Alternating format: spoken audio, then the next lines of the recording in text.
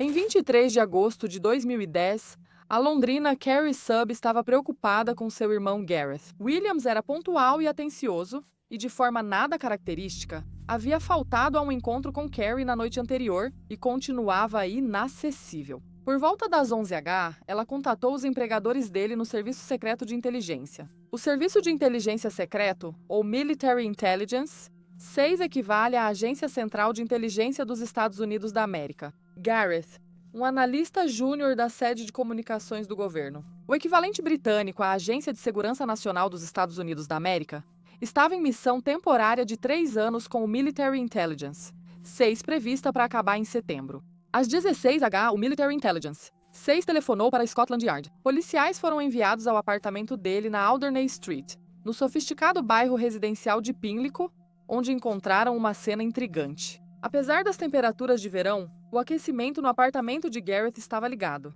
Sem sinais de arrombamento, os policiais avançaram cautelosamente pelo apartamento e acharam uma bolsa esportiva vermelha trancada na banheira. Dentro dela estavam as chaves do cadeado e os restos mortais nus de Gareth.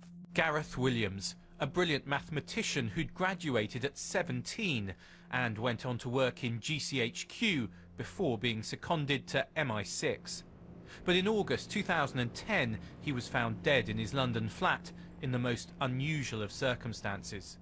A investigação encontrou vestígios de DNA insuficientes para formar um perfil. Além disso, o DNA de Gareth não foi encontrado fora da mala, no cadeado ou na banheira. Um iPhone foi achado na casa já restaurado de fábrica, bem próximo ao horário estimado da morte dele, que acredita-se ter ocorrido uma semana antes, no dia 16 de agosto. Apesar de a legista Fiona Wilcox suspeitar do envolvimento de outra pessoa, o vice-comissário Martin Hewitt disse que Gareth provavelmente estava sozinho ao morrer.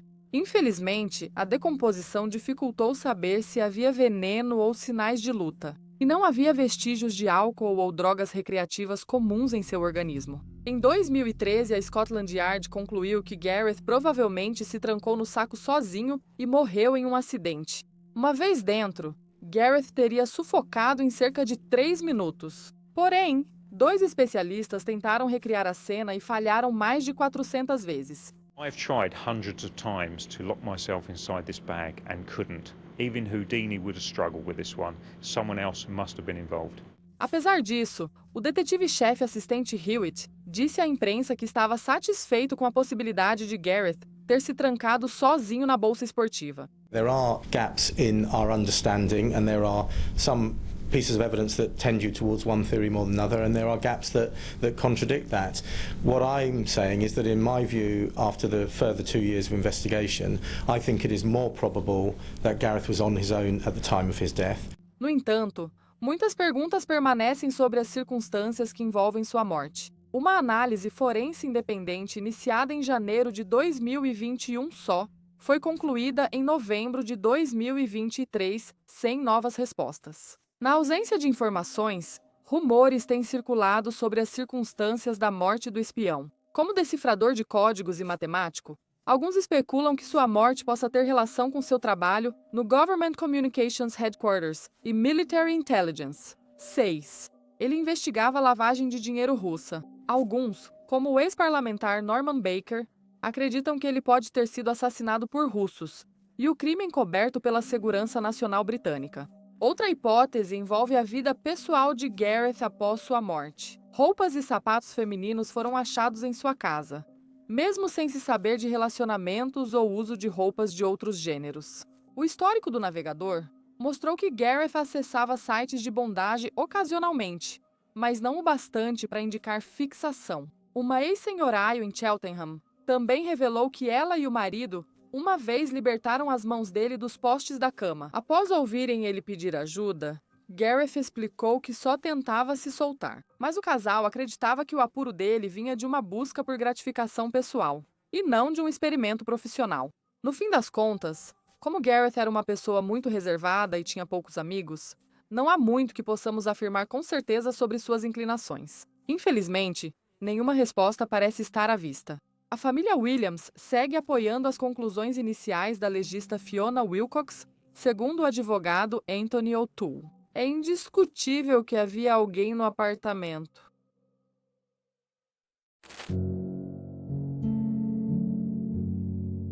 Em 3 de junho de 2011, após o segundo ano na Universidade de Indiana, em Bloomington, Lauren Spearer, de 20 anos, estava ansiosa por uma noite fora. Às 0h30, Lauren deixou seu apartamento no Smallwood com David Ron e foi para a casa de Jay Rosenbaum, no 5 North Townhomes. Lá ela conheceu Jay, o vizinho dele, Corey Rossman, e o colega de quarto de Corey, Mike Beth.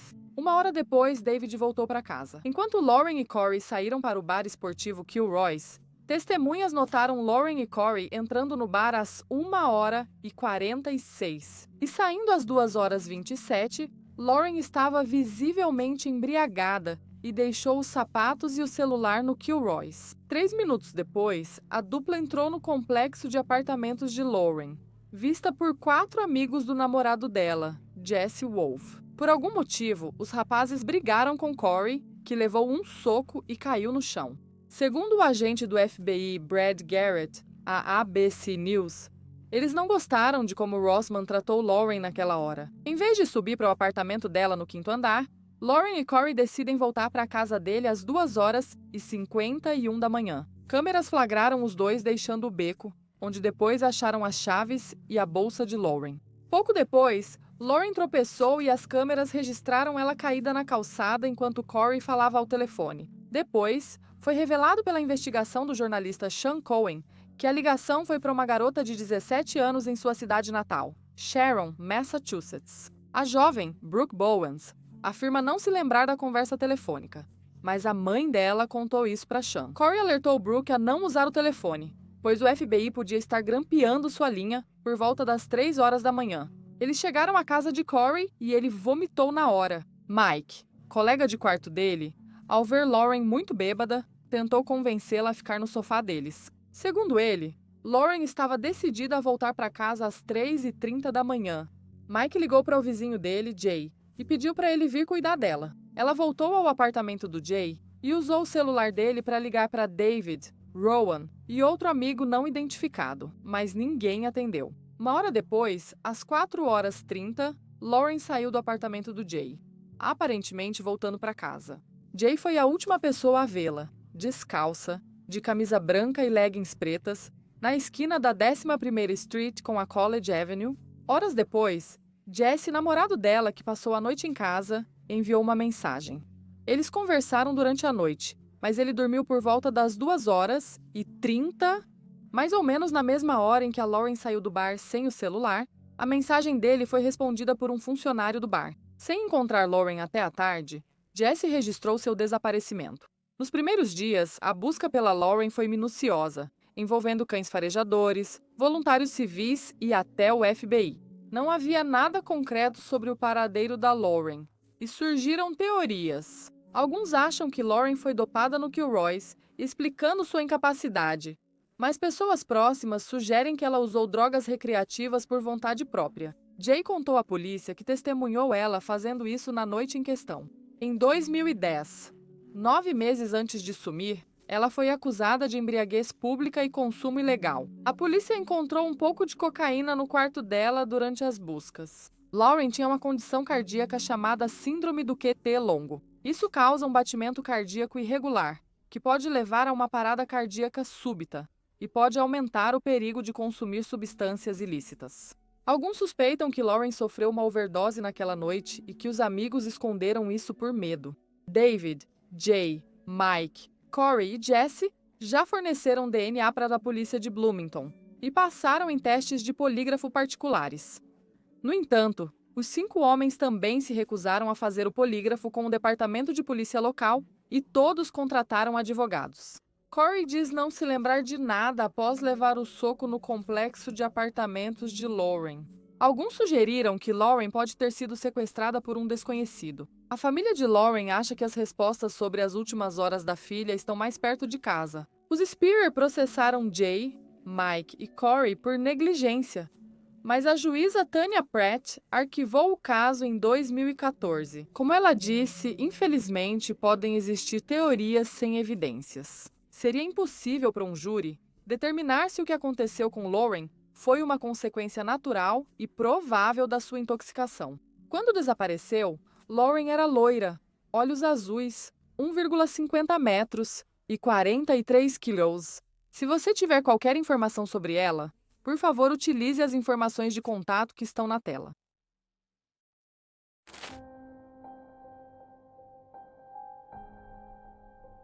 Antes do ano novo de 2010, Michaela Hart, 27, casou-se com John McAvery em Ballygally, condado de Tyrone, Irlanda do Norte. Após um belo casamento, o casal foi para a ilha de Maurício, no leste da África, um paraíso no Oceano Índico. Os recém-casados fizeram check-in no Hotel Legends, na ponta norte da ilha, e ganharam um upgrade para um quarto mais espaçoso. Em 10 de janeiro de 2011, o casal ia tomar chá após o almoço no hotel. Querendo um doce com a bebida, Michaela voltou ao quarto para pegar chocolates. Ela saiu às 14h44, prometendo voltar logo. Mas, com o tempo, João ficou preocupado. Após 30 minutos, ele pagou a conta no restaurante e voltou para o quarto para ver como Michaela estava. Na porta da sua suíte, João percebeu que havia perdido o cartão-chave e bateu na porta. Sem resposta, ele apenas ouvia o suave som da água correndo. Depois de voltar à recepção e conseguir um novo cartão, ele entrou e seguiu o som da água até o banheiro da suíte. Lá ele encontrou o corpo de sua nova esposa boiando na banheira. As autoridades mauricianas levaram mais de 1 hora para chegar ao hotel e isolar a cena. Nesse período, várias pessoas entraram e saíram do quarto, e o corpo de Michaela foi retirado da banheira, o que fez com que evidências importantes se perdessem ou fossem confundidas. Quando a polícia chegou, agiu de forma pouco profissional desde o início, com um policial dizendo a João: "Por que você está chorando? Você é jovem, vai arrumar outra esposa." Parecia que Michaela havia interrompido um assalto. Sinais de luta no quarto reforçaram a teoria, levando as autoridades a investigar funcionários do hotel com acesso aos cartões mestre. Isso resultou na prisão de 3 homens logo após o crime. Os faxineiros Avinash Tribalun, 32, Raj Tikoi, 33 e o supervisor Sandeep Munia, 42. Esses 3 homens usavam cartões mestre para entrar nos quartos dos hóspedes e roubá-los. Avinash e Sandeep foram acusados de assassinato. Raj, de conspiração para cometer assassinato. Avinash confessou o crime no dia seguinte à prisão, mas depois retirou, alegando coação. 1 semana após o assassinato de Michaela, os seguranças Dazen Narayan e Sinnaren Mungu foram presos por conspiração, mas depois inocentados. Raj Tikoi foi inocentado depois, desde que testemunhasse contra Avinash e Sandeep no tribunal em maio de 2012, início do processo. Ele contou sua história. No dia do assassinato de Michaela, Raj notou o carrinho de limpeza de Avinash do lado de fora do quarto dela no momento do crime. Ele também ouviu uma mulher gritando várias vezes e, assustado, se escondeu em um quarto ao lado. Pouco depois, ele viu Avinash e Sandeep deixando a suíte McAvery, aparentando nervosismo. Infelizmente, não havia nenhuma prova concreta para apoiar a história de Raj. Uma especialista inglesa analisou o corpo de Michaela e a cena do crime, mas não achou DNA de nenhum dos 2 homens. Em 12 de julho de 2012, após 8 semanas de julgamento, ambos os homens foram considerados inocentes pelo júri. A investigação inicial foi tão mal feita que o júri achou impossível condenar os homens. A confissão forçada de Avinash e a ausência de provas físicas resultaram na absolvição, devastando as famílias McAvery e Hart. Em agosto de 2015, 3 anos depois, John McAvery recebeu 16 milhões de libras de indenização do Legends Hotel. Mas ainda não parecia haver avanço no caso. 6 anos depois, em junho de 2021, a morte de Michaela voltou a chamar atenção e o governo de Maurício prometeu reabrir a investigação. Meses depois, a principal testemunha do primeiro julgamento, Raj Tikoi, foi encontrada morta por suicídio. Em 2022, Dazen Narayan, segurança do hotel, foi preso de novo por conspiração de furto. O cartão-chave que dava acesso à suíte dos McAvery era codificado para uma equipe de segurança do hotel. Na manhã da morte dela, o cartão-chave foi substituído por um falso com o DNA de Dazen. Afirmou ter entregue o cartão-chave funcional a Sandeep. Depois, como Avinash, Ele retirou suas declarações e acusou a polícia de Maurício de coercitá-lo com força excessiva para confessar. As acusações contra ele foram retiradas no momento da gravação. Não há novas respostas e a justiça tem sido negada a essa jovem brilhante por tempo demais. Quanto ao Hotel Legend, ele foi renomeado como Lux Grand Galb, e o quarto onde Micaela encontrou seu fim trágico foi renumerado de 1025 para 1026. For whatever reasons, people may be dubious about giving information. Perhaps they think it's too long, too much time has passed. There is never a late time for justice.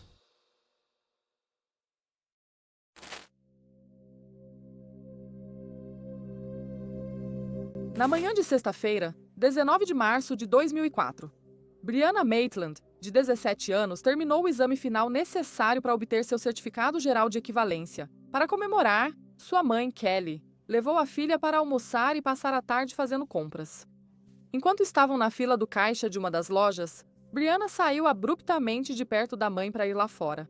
Quando se reencontraram no estacionamento, Brianna estava agitada e trêmula, mas Kelly evitou deixá-la mais abalada. Ela ignorou o assunto e levou a filha para a casa em Sheldon, Vermont, onde Brianna morava com Gillian Stout. Naquela noite, Brianna deixou um bilhete para Gillian, avisando que voltaria após seu turno como lavadora de pratos na Black Lantern Inn, em Montgomery. Depois de bater o ponto por volta das 23h20, testemunhas viram Brianna entrando em seu sedã Oldsmobile, verde de 1985, e indo embora sozinha. Na tarde seguinte, um policial rodoviário encontrou um Oldsmobile verde de ré ao lado da antiga casa Dutchburn, a cerca de 1 quilômetro da Black Lantern Inn, com as portas destrancadas. 2 cheques de pagamento não descontados com o nome de Brianna foram encontrados no banco da frente, junto com algumas moedas. Uma garrafa de água e um cigarro apagado estavam no chão perto do veículo.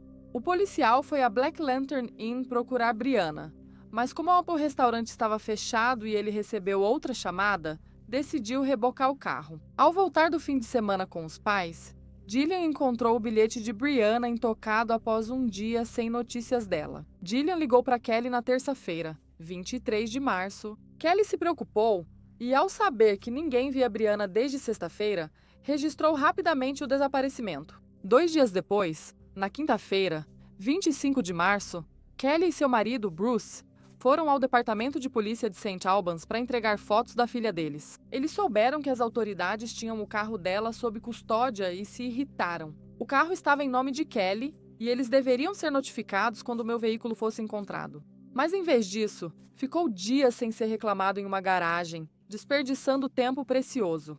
Diversos motoristas relataram ter visto o Oldsmobile na antiga casa Dutchburn entre 23h e 30 e 0h30. Na noite em que Brianna desapareceu, ninguém relatou ter visto pessoas ou atividades perto do carro.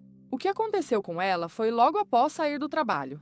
Inicialmente, a polícia de Vermont considerou o caso de Brianna uma fuga. A jovem frequentemente expressava o desejo de morar em outro lugar, já que não gostava de sua pequena cidade rural. Quando desapareceu, ela tinha deixado o ensino médio para fazer o certificado geral de equivalência e morava com uma amiga. Kelly insiste que Brianna só queria mais liberdade e que nenhuma tensão levou a esse arranjo. A fuga parecia improvável. Ao devolver o carro aos Maitland, Bruce achou os óculos dela, estojo de lentes, cartão do caixa eletrônico e remédio para enxaqueca dentro. Embora tivesse bons laços familiares, nem todas as suas relações eram harmoniosas. Ela discutiu com uma ex-amiga 3 semanas antes de desaparecer. Killy Lacrosse agrediu Brianna enquanto ela estava em uma caminhonete.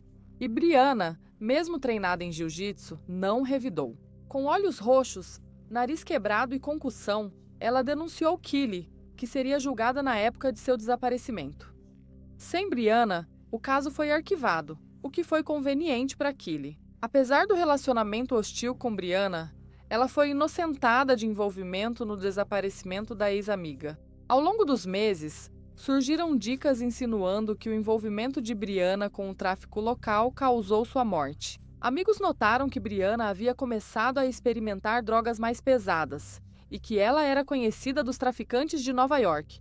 Ramon Ryans e Nathaniel Jackson. Uma mulher mais velha, que não quis se identificar, afirmou que Brianna foi assassinada por Ramon durante uma discussão entre os dois, depois que ela lhe emprestou dinheiro para comprar drogas. Kate Manning, amiga de Brianna, disse à WPTZ News que acredita que Brianna morreu devido a uma confusão com dinheiro e drogas. Brianna devia dinheiro à pessoa errada pelo motivo errado, e essa pessoa estava em seu carro naquela noite. 6 anos depois, a polícia revelou que havia encontrado uma correspondência para o DNA encontrado no carro de Brianna, mas não divulgaram a identidade. Apenas observaram que a pessoa em questão estava cooperando totalmente. No 20º aniversário do desaparecimento, o FBI ofereceu recompensa de $400 mil por informações sobre Brianna. Hoje ela teria quase 40 anos quando desapareceu, media 1,62 metros e pesava 48 quilos. Ela é branca, de cabelo castanho e olhos avelã. Se souber algo sobre o caso de Brianna, entre em contato pelo número na tela.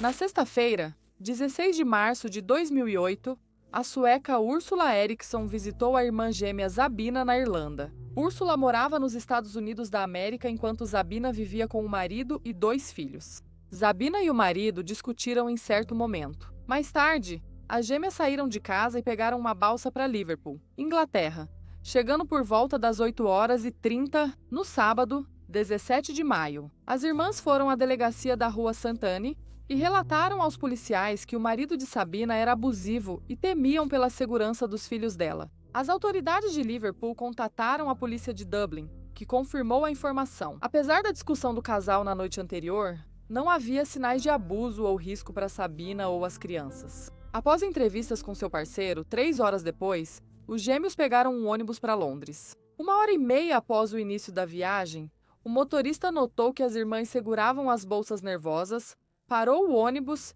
e pediu para ver o conteúdo das bolsas. Ao recusarem, o motorista as expulsou e as deixou para trás. Na estação de serviços Keighley, na rodovia M6, cerca de 1 hora a noroeste de Birmingham, à 1h da tarde, a gerente da estação viu o comportamento estranho das irmãs ao descerem do ônibus e chamou a polícia. As policiais entrevistaram as irmãs, mas as deixaram seguir. Câmeras de segurança registraram as irmãs andando pelo canteiro central da rodovia M6 de múltiplas faixas. O limite na M6 é aproximadamente 110 km por hora. Quando as irmãs avançaram para o tráfego oposto, os motoristas tiveram pouco tempo para reagir. Sabina pulou na estrada e foi atropelada.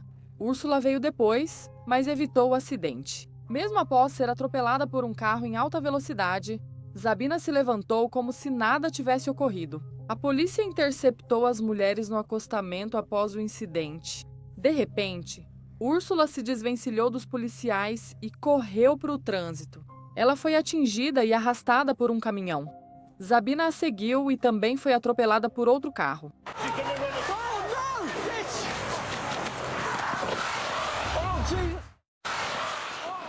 Mike Alpha, we need ambulance, senior officers to the scene, we've got 2 possible fatals. Ursula teve as pernas esmagadas e Sabina ficou inconsciente por 15 minutos. Mesmo feridas, assim que Sabina acordou, ambas seguiram violentas e hostis. Ursula teria dito aos policiais que a imobilizavam. "Reconheço você, sei que não é real." Enquanto Sabina gritava, "Vão roubar seus órgãos!" Sabina acertou a policial que a segurava e correu para o outro lado da M6. E no final foram necessárias 6 pessoas para contê-la. Ela foi levada para um hospital local de ambulância, enquanto Ursula foi transportada de helicóptero. Não se sabe se foram para o mesmo hospital.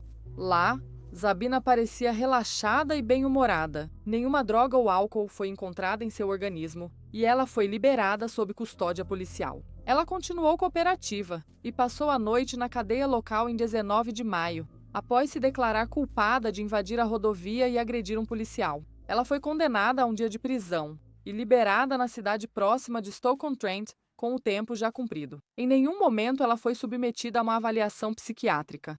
Por volta das 19 horas, Glenn Hollinshead e Peter Molloy, ambos locais, passeavam com o cachorro de Glenn quando viram Sabina parada na esquina. Após elogiar o cachorro, Sabina perguntou onde era a pousada mais próxima e disse que buscava sua irmã no hospital. Glenn, por ser amigável, a convidou para ficar em sua casa. O irmão dele trabalhava no hospital local e disse que poderia ajudar a localizar Úrsula. Zabina aceitou a oferta e acompanhou os homens até a casa de Glenn na Duke Street. Durante a noite, notaram que a atitude de Zabina piorou. Ela ficou nervosa e paranoica, verificando as janelas sem explicar. Peter ficou especialmente incomodado com o comportamento dela e se perguntou se ela estava fugindo de um parceiro abusivo por volta da meia-noite. Peter foi embora. Na noite seguinte, às 19h40, o vizinho de Glenn, Frank Booth, o viu cambaleando para fora de sua porta da frente, coberto de sangue. Ele disse para Frank: "Ela me esfaqueou e com seu último suspiro pediu para ele cuidar do seu cachorro." Glenn faleceu antes que os paramédicos chegassem. Zabina fugiu do local e foi vista pouco tempo depois por um motorista, Joshua Gradage, se ferindo. Joshua correu para ajudar, mas Zabina pegou uma telha do bolso e o acertou na cabeça. Joshua, atordoado, recuou enquanto Zabina corria novamente, agora seguida pelos paramédicos. A perseguição acabou quando Zabina pulou de uma ponte de 12 metros para a A50 rodovia, que corta Stoke-on-Trent. A queda quebrou os tornozelos dela e fraturou seu crânio, então ela voltou ao hospital. Assim que foi liberada em 11 de setembro, ela foi detida e acusada do assassinato de Glenn. Um ano depois, Zabina admitiu o homicídio culposo com responsabilidade reduzida. Ela esfaqueou Glenn 5 vezes, inclusive no coração, usando uma de suas facas de cozinha. Zabina nunca explicou ou contextualizou suas ações. Tanto a acusação quanto a defesa concordaram que Zabina estava insana quando o crime foi cometido, mas que agora ela estava sã novamente. A defesa sugeriu que Sabina e Úrsula sofriam de folia do, um transtorno mental com delírios ou psicose compartilhados entre duas pessoas. Teorias ligam o comportamento de Zabina a outros transtornos com alucinações ou delírios, mas isso não explica o envolvimento de Úrsula no caso da M6. A juíza a condenou a 5 anos, mas ela ficou só 2 anos presa. Libertada em 2011, retornou à Suécia e seu paradeiro é desconhecido. Úrsula se recuperou e voltou aos Estados Unidos. Houve várias chances de deter as irmãs Erickson e afastá-las do público. O comportamento delas era instável e perigoso para si e para outros, como disse Gary, irmão de Glenn. Não a culpamos, assim como não culparíamos um cachorro raivoso por morder alguém. Ela está doente e, em grande parte, não responde por suas ações, mas seu transtorno mental deveria ter sido reconhecido antes. Compartilhe suas teorias nos comentários. Onde estão Lauren Spearer e Breonna Maitland? E quem matou Gareth Williams e Michaela McCavery? O que fez Úrsula e Sabina surtarem naquele dia? Ficamos felizes que você ame nossa série Mistérios Não Resolvidos tanto quanto a gente. Fique atento ao próximo episódio. Curta, inscreva-se e, como sempre, obrigada por assistir.